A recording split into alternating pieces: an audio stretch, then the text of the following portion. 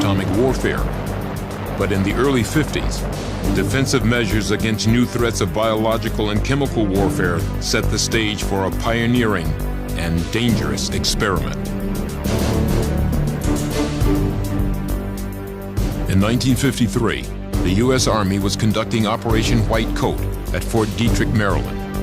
It was a human research experiment to develop vaccines against biological warfare agents carrying potentially lethal diseases like Q fever, tularemia, and even the plague. Army volunteers would be exposed to diseases in an attempt to understand how these illnesses affected the body.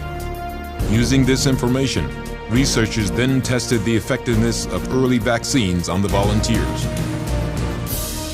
To protect the Operation Whitecoat volunteers, the Army used the Nuremberg Code as its ethical basis for the recruitment and treatment of these willing human guinea pigs. The Army ultimately found its volunteers for this high-risk experiment in a most unusual place, the Seventh-day Adventist Church. And the reason for that was that the young men from the Seventh-day Adventist Church believed in serving in the military in non-combatant duty. And there were very few types of positions that they could serve in without having to bear arms.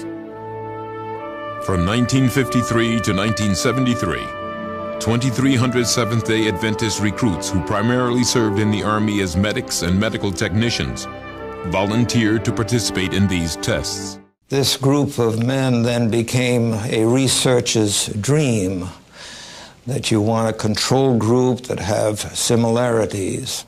All of them had the same health habits: no tobacco use, no drug use, no alcoholic beverage use.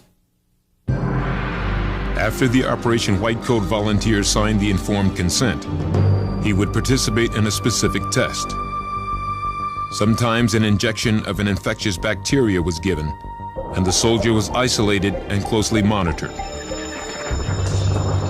But often they would be exposed in the same way soldiers in the battlefield might be, through aerosol sprays, in a structure called the 8-ball.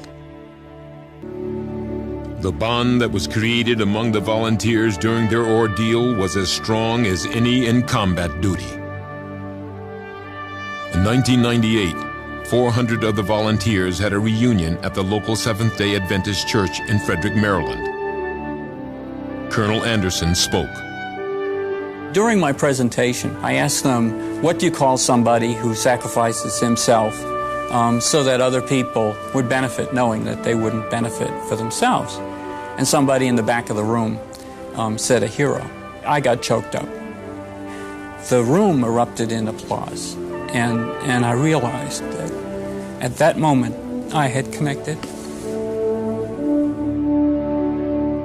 The Whitecoat volunteers' contribution to both military and civilian medicine can never be totally calculated. They risked their lives in the hope of saving so many others. And now, Stanley Knight introduces you to two Whitecoat volunteers right here from Carolina.